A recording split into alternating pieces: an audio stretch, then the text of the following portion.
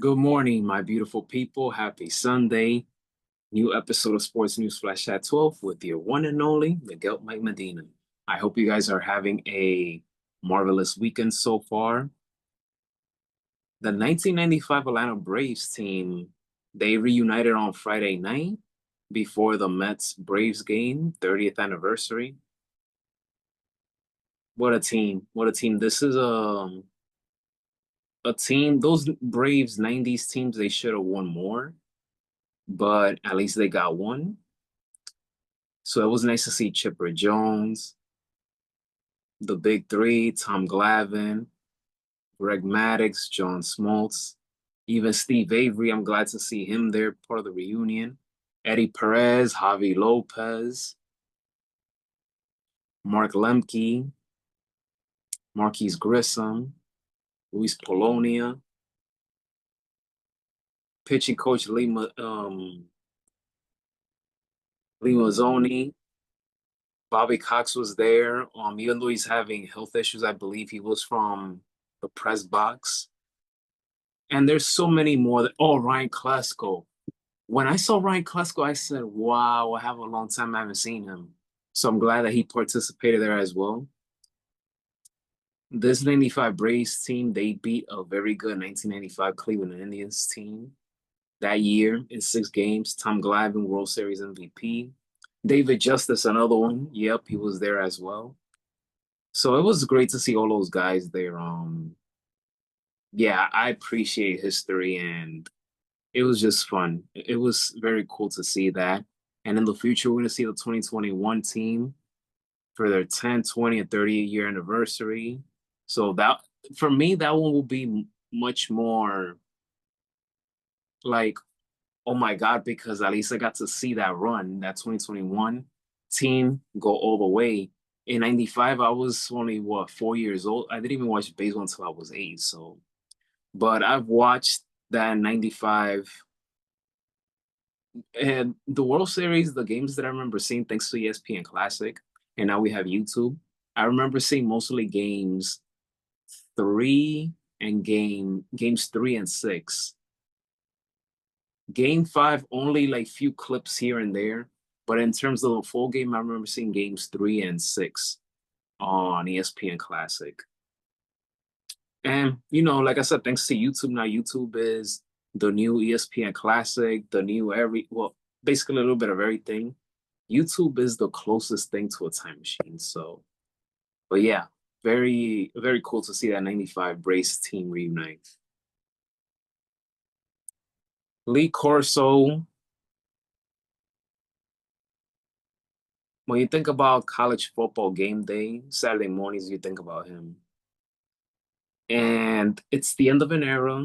He's no longer going to be part of that face they're going to see every Saturday morning in college football season.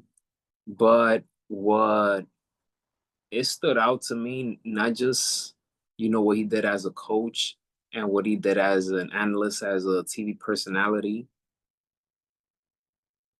but if you didn't see him sitting at a theater chair watching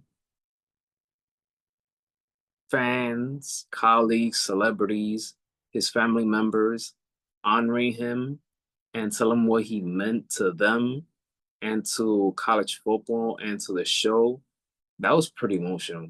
Pretty emotional to watch. Um, I was, it was cool to see Will Ferrell um paying a tribute, honoring him, and saying and quoting the line from Talladega Nights, "If you're not first, you're last." But the part that was really emotional was when his son spoke, when his granddaughter spoke, his daughter spoke. That was pretty emotional. College football game day, Saturday mornings is not gonna be the same without him. But that's part of life. Someone walks out of the door, someone he walks in. Nothing is forever. But what he has done for college football game day for so many years has been nothing but extraordinary. He brought a lot of charisma, a lot of personality. He touched many lives, many athletes' lives, such as Tom Jackson, who worked at ESPN for such a long time. What he did for Indiana football, I believe Maryland was another one. I'm forgetting the names, but he touched so many lives. That's what we can say. So, and he did have some health issues. He had a stroke, I believe, but wish him nothing but the best and thank you for all the memories. Shane Bieber, he made quite an impressive debut with the Toronto Blue Jays. This could go down as a major steal of this year's summer trade deadline. Going from Cleveland to Toronto is something I did not expect, but if he can stay healthy and if he can dominate him in the rotation alongside Max Scherzer, yes, Max Scherzer, he's past his prime, but he can still throw. He's still got something left in the tank. With those two together in the rotation, there is a chance that the Blue Jays can make a deep run in the postseason.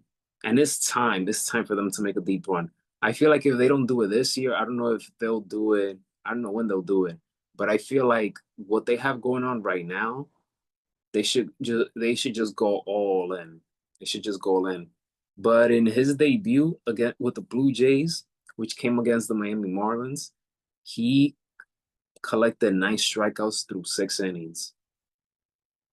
And the Marlins are not a bad team, so they're no scrubs. So this was an impressive debut by Shane Bieber. This was interesting when I saw on YouTube yesterday. You had 4 different generations. You had a 2 versus 2, Coco Gauff and Andre Agassi versus Venus Williams and Joe McEnroe.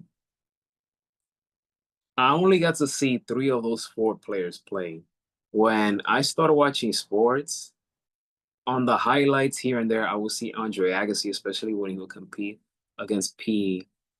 Sampras, and then Venus and Serena together. I basically saw it. They started Venus started, I believe it was 96, 97, 95 around there.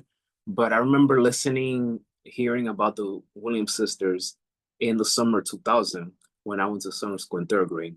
But anyways, but this was fun to watch because they were mic'd up so you could hear what they're saying.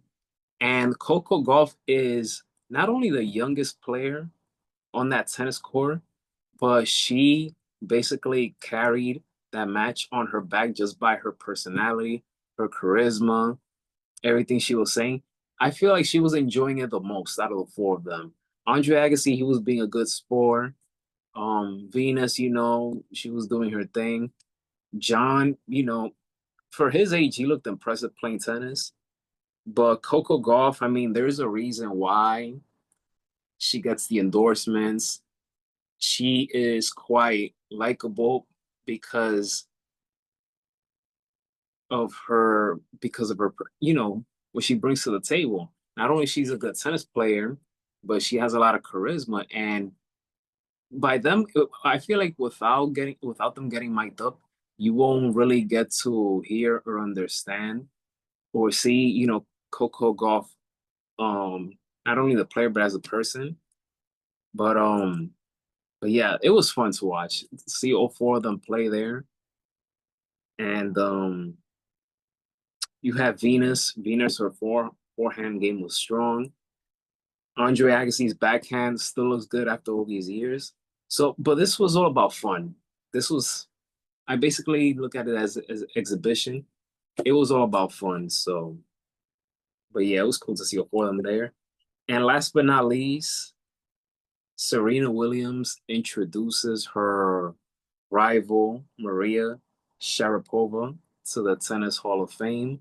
Something that for many people they did not see that coming. But congratulations to Maria on getting inducted into the Tennis Hall of Fame. They were quite a rival. They both brought out the best out of each other. but it was nice to see, the level of respect from both women being paid to each other in this event. And that concludes this episode of Sports News Flash at 12. If you enjoy this episode, please give it a thumbs up, hit that subscribe button. Keep enjoying your weekend. There's a lot of baseball games today. What else is going on? Of course, we're reaching the end of NASCAR regular season. Oh, shout out to Ryan Blaney and Team Penske on winning last night. Oh yes. I gotta end this episode with this because well, I'm a Yankee fan, but I gotta do this.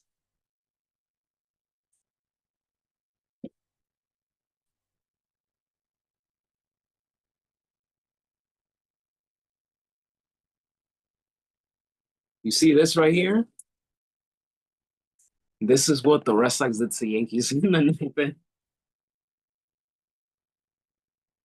I saw you.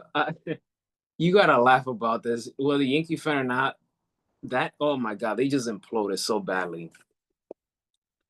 Yes, Red Sox are Yankees' biggest rival, but that ninth inning, a lot of this, and they've been doing a lot of this weekend. So it's a 4-game weekend series, and the Yankees lost the first three. And today they're trying to avoid getting swept on their own home turf. So yeah, I'll leave it at that.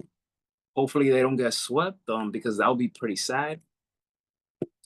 But hey, that Red Sox young core, they're thriving. They're thriving. And right now is the Red Sox and Yankees in that wild card spot. So that does it. Once again, Sports News Flash at 12. I'll see you guys next Sunday for a new episode of Sports News Flash at 12. Take care, and may God bless each and every one of you.